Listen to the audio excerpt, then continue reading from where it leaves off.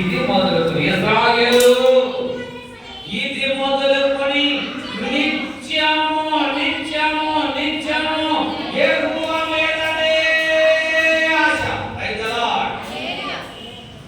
ఇది మొదలుకొని నిత్యము ఎవరికంటే ఆశ ఉండాలంట నిత్యము దేవుని మీదే ఆశ. 137 137 కీర్తన 137 ఇశ్రాయేలు 137 ఇశ్రాయేలు నీవు ఎవరి మీద ఆశ పెట్టుకోవాలి? యెహోవా మీదే ఆశ పెట్టుకొను. యెహోవా యొద్ద నీవు ఎదురుదని యెహోవా దొరుకుతాయా? దేవుని దాకా పెట్టుకుంటే ఏం దొరుకుతుందంట? కృప దొరుకుతారు. కృప లేనిదే మనం జీవించలేము. ఈ కృప సముద్రమైన జీవము కావాలంటే నీవు సరైన రీతిలో జీవించాలంటే, మంచి ఉద్యోగం సంపాదించాలంటే, మంచి భర్త సంపాదించుకోవాలంటే, మంచి ఆస్తి సంపాదించుకోవాలంటే, మంచి ఐశ్వర్యం సంపాదించుకోవాలంటే, నీ తల్లిదండ్రులకు మంచి పేరు ప్రతిష్టలు కావాలంటే కృప ద్వారా మనం కనిపెట్టాలి. కృపను గూర్చి న్యాయము గూర్చి నేను పాడెదను. నిజానిదిలో నేను గడిపెదను. నీ కృపయే నాకు ఆధారం. ఆ కృపయే నాకు ఆదరణ. నీ కృపయే నాకు ఆధారం. ఆ కృపయే నాకు కృప కృప నీ కృప కృప కృప యేసు కృప కృప కృప నీ కృప కృప కృప. ఆయన కృపే మనకు ఆధారం. ఆయన కృపే మనకు ఆధారం. కృప సత్య సంపూర్ణుడుగా ఆయన మన మధ్యలో సంచారం చేశాడు. ధర్మశాస్త్రము పంటికి పన్ను కంటికి కన్ను అన్నది. ధర్మశాస్త్రాన్ని దేవుడు ఏ వలన చేయించలేదు.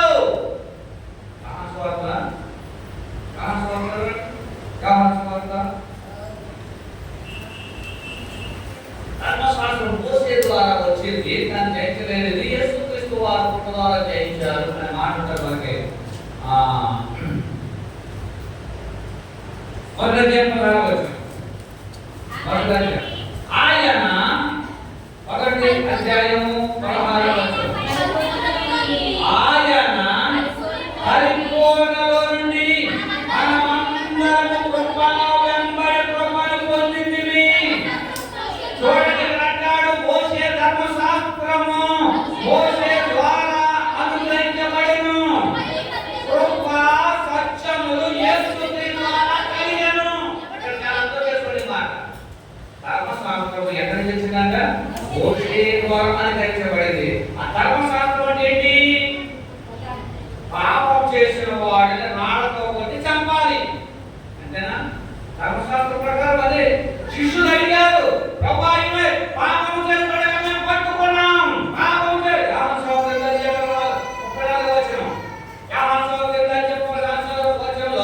ధర్మశాస్త్రము రాళ్లతో కొట్టి చంపమంది. అంటే కంటికి కన్ను తీసేసాడా? కన్ను తీసేయడం దానికి. కాలు తీసేసాడా? అది కాలు తీసేయడంతే. అది ధర్మశాస్త్రం.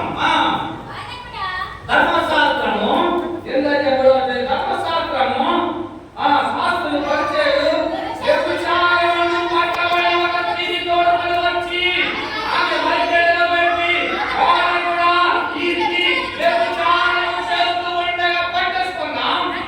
అట్టి వారిని ధర్మశాస్త్రం ఎన్నుకుంది.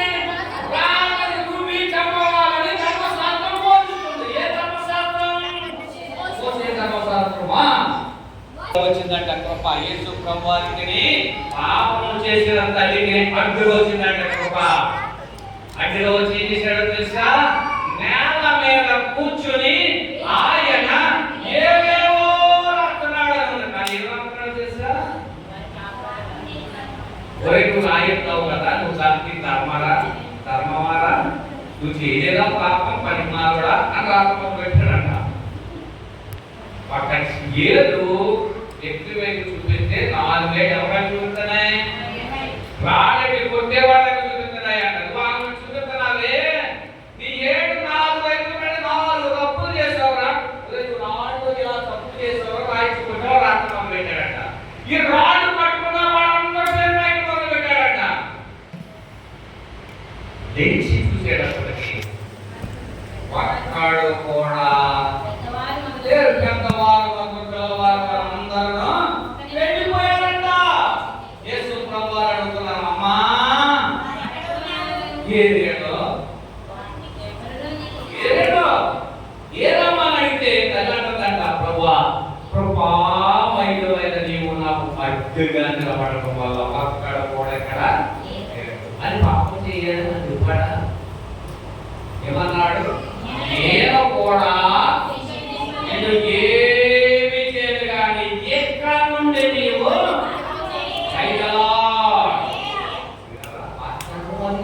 అంత అర్థంతో కూడిన మాటలు మనకు కనబడుతున్నాయి. కృపామయుడు ఎవరికంటే వచ్చాడు?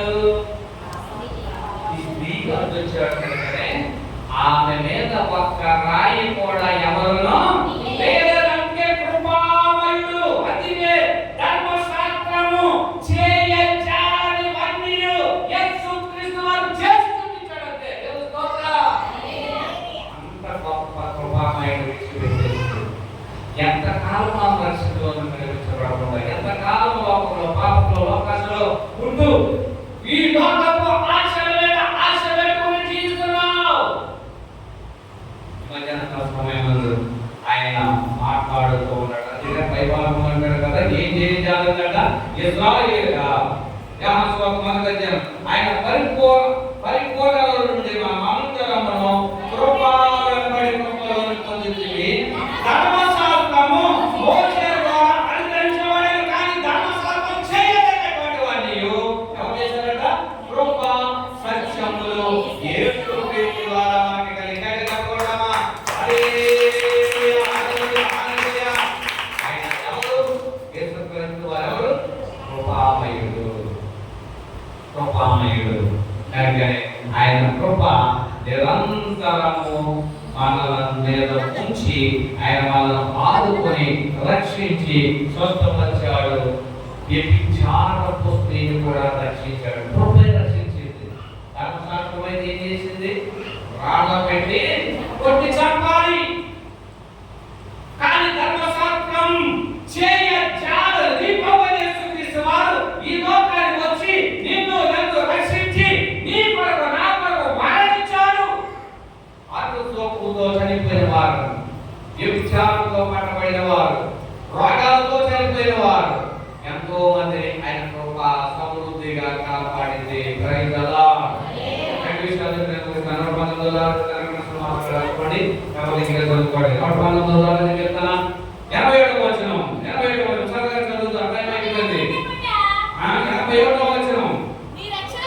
నీ రక్షణ కొరకు నా ప్రాణము సంరక్షించుచున్నది.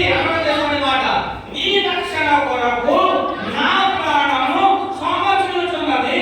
నేను నీ వాక్యం మీద ఆశ పెట్టుకున్నాను. ఇది నా అంశం. అదే నీ ఆశ ఎవరి మీద? అంటున్నాడు, దేవుని వాక్యం మీద నువ్వు ఆశ పెట్టుకుంటే దేవుని వాక్యం మీద నువ్వు బ్రతికిస్తుంది. బాధలలో, వేదనలో, శోధనలో, సమస్యలో రక్షిస్తుంది. ఆయన వాక్యముని పాదములకు దీపమును, ఆయన త్రోవకు వెలుగునై ఉంది. నీ ఆశ ప్రభు మీద ఆశ పెట్టుకున్నావా? వాక్యం మీద ఆశ పెట్టుకో. నీ రక్షణ కొరకు నా ప్రాణం సమస్యలుచున్నది. నేను వాక్యం మీద ఆశ పెట్టుకొని ఉన్నాను. 74వ వచనం అదే అధ్యాయం 74వ వచనం అదే అధ్యాయం 74వ వచనం. ఈ వాక్యం మీద నేను ఆశ పెట్టుకొని ఉన్నాను. 2వ వచనం మూడు వాక్యాలు ఒకేలా ఉంటాయి కానీ తేడా కనబడకూడదు. అవి ఏంటి అనేది పట్టుకోవాలి. ఈ వాక్యం మీద నేను ఆశ పెట్టుకున్నాను, ఇల్లందు భయభక్తులు కావాలి, నన్ను చూసి హ్యాపీగా ఉంటారు, సంతోషిస్తాను. ఆ వాక్యం ఈ వాక్యం తేడా ఉందా? గమనించండి, వేరే రాసుకోండి. నేను మాట్లాడుతున్నా ఒకసారి. 147వ వచనం, అందులోనే 147వ వచనం.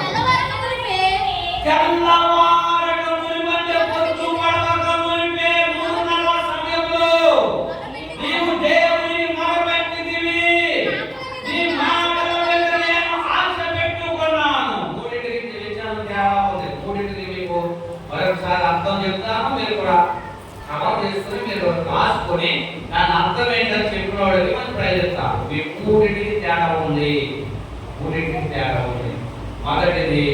మొదటిది ఈ వాక్యం మీద నేను ఆశ పెట్టుకున్నాం. రెండవది ఈ వాక్యం మీద నేను ఆశ పెట్టుకున్నాను. ఎందుకు ఆశ పెట్టుకున్నాం? మూడవది 147 దావీదు కీర్తనలో 147 వచనంలో దావీదు కీర్తన వచనం 147లో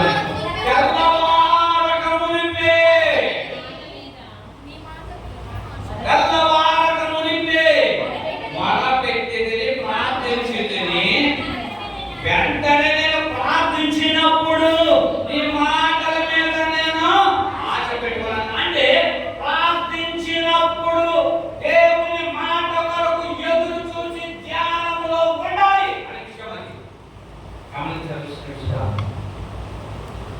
ఈ మధ్యాహ్న సమయంలో మే నెలలో 2వ ఆదివారంలో నాకు అన్ని వారాలు నా దాంట్లో రికార్డ్ అయి ఉంటాయి. అలాంటిగా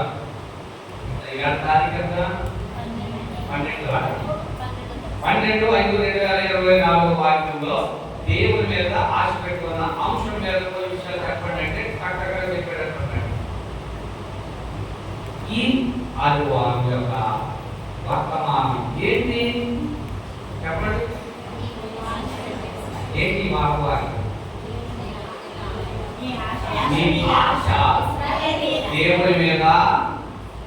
దేవుని మీద, పాతాళం మీద, పరలోకం వైపా పాతాళం వైపా? ఈ మధ్యాహ్న సమయంలో ఈ ప్రశ్నకు దేవుడు మీకు సమృద్ధైన సమాధానం అనుగ్రహించబడదు కాక.